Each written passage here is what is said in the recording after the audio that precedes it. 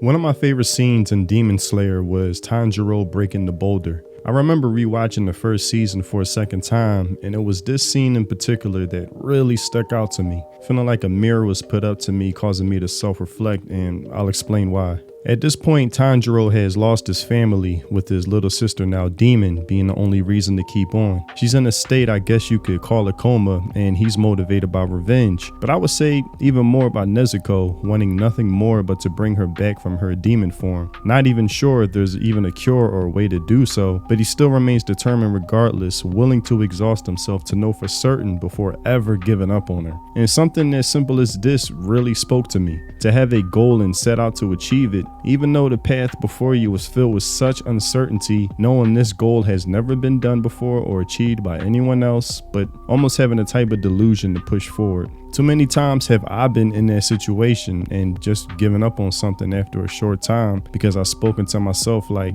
man, what was I thinking? I must be foolish thinking I can achieve something that nobody I know personally has ever achieved. Even if you know somebody that's iconic has done so, but they just feel too far away to where you think they're like some kind of myth. So you rationalize yourself how to keep pursuing what you set out to. Now, due to Tanjiro's potential being realized by Giyu, he was advised to go under an apprenticeship of a new mentor named Sunkonji. He gives a step-by-step plan of how to get enlisted in the Demon Slayer Corps, and first he puts him through a rigorous, extensive training. Every day he must descend down a mountain full of obstacles and booby traps that are ever-changing, preventing him from memorizing any patterns, because it's meant to strengthen his reflexes, his senses to detect oncoming danger at a moment's notice. And these aren't just trivial traps. Imagine getting hit by a tree log. The average person, you're dead.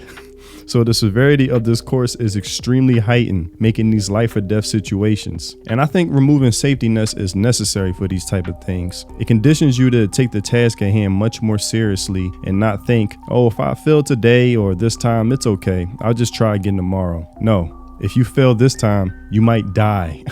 So you better be on point when taking action. And I'm sure many of us can apply whatever safety nets we've had in our lives. When taking on the task, not giving it 110%, because in the back of our minds, we know we'll be taken care of if we fail. Something I had to really be honest with myself about. Added on to this, Tanjiro goes through a series of new regimens, from how to properly swing a sword, how to properly breathe and brace your stomach, how to withstand the pressure from a waterfall and still maintain perfect balance, while having your mentor never let up on you. You swung your sword 1,000 times that day, but he'll tell you another 500 times for good measure.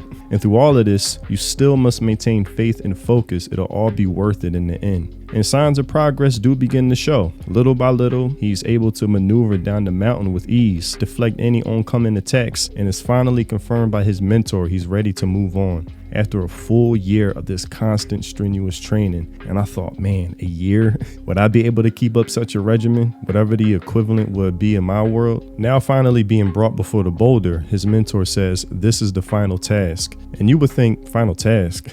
There's more to do. Even after a full year of training, you would think that's enough, but it shows that you can never get too comfortable despite all the hard work you achieved up to a certain point. It could cause frustration or surface any bitterness, but to remain stoic through all of those feelings is, I would say, training in itself, I guess. His mentor says, slice the boulder. If you complete that, your training is done. And Tanjiro gives a look of confusion, thinking, this guy must be insane. That's impossible. As he walks away, ignoring Tanjiro calling out to him, basically implying, figure it out for yourself. And I definitely relate to this. I remember being taught coding and was given an assignment. I got far up to a certain point, but then got stuck unable to complete the code or get it to function properly. I couldn't figure out which bugs were causing it, meticulously reading through every line of code, thinking this task was way above my skill level. And my teacher told me, you're capable of this. I'm not going to help you. I've given you the tools to be able to figure it out for yourself. So I can imagine how Tanjiro feels at this time. Tanjiro approaches the task, making sure he goes through a daily routine of every bit of training his mentor has taught him so far. Anything to help aid this seemingly impossible task, just to be met with constant failure. But still Tanjiro persists, thinking he's not going hard enough. And as I was watching this, I thought there were plenty of times I thought I was working hard, but compared to the amount of work that was needed to be done, seemed like nothing. Now Tanjiro does reach a breaking point. He starts to feel extreme self-doubt, thinking he is unworthy and incapable, goal, discounting his progress up until now. And I would say that's a natural feeling anyone can experience that usually comes right before you achieve your goal. Then he's met with Sabito, a mysterious figure who urges him to stop his complaining, that he must endure his pain in silence, implying it's a weakness to show it so carelessly, and to be stoic is to be a man. As he immediately embraces him in combat, easily outclassing him despite using a wooden sword against his actual one, lecturing him with every blow, highlighting his flaws, poking holes in his training methods. Tanjiro makes excuses, but Sabito demonstrates that life doesn't care about your excuses. It doesn't care to make time for your convenience, as he strikes him with a blow to leave him unconscious, now leaving him in the care of another mysterious figure, a girl named Makomo. She acts as a new guide, pointing out his defects while fighting, and while Tanjiro asks questions out of curiosity like who they are, she gives vague answers, maintaining a bit of mysteriousness, but reveals they were once pupils of Sakonji. She gives him advice on how to improve his use of the breathing technique, and he continues his training for another 6 months, now ready to take on Sabito again. His appearance is much more severe. Hair grew out, full of dingy, roughed up marks, with Sabito now using a real sword, making a comment he finally has the look of a real man. They ready their stances, staring at each other with Tanjiro fully focused. Tanjiro takes a breath, and instantly they both seemingly vanish, advancing towards each other in a swinging motion, with Tanjiro's sword reaching Sabito first. He's finally won against him. Sabito's mask is sliced and causes him to smile for the first time since meeting. A proud smile that says, "Congratulations, you did it," with Makomo saying, "Good job. Don't forget what you just achieved this day." Tanjiro looks forward again towards a now gone Sabito, but instead, unknowingly, sliced through the boulder, finally, with a shocked expression like he couldn't believe what he's just done. This scene, this moment, all I had to say is goosebumps everywhere.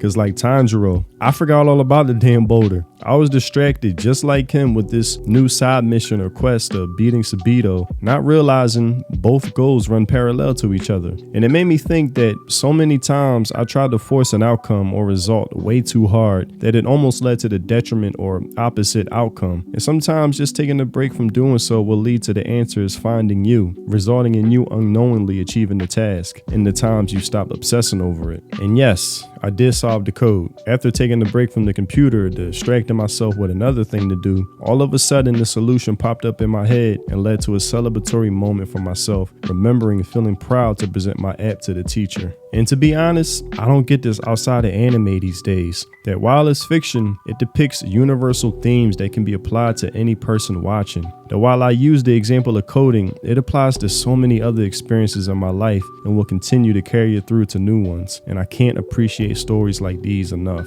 But that's all I have for this video. Tell me what you think in the comment section below. Does this speak to you in the same way it did for me? If you haven't already, check out my music on Spotify, link in the description. If you enjoy those Samurai Champloo, lo-fi mellow boom bap vibes, then my music is definitely for you. Thanks for watching, and I'll see you in the next video. Free think, peace.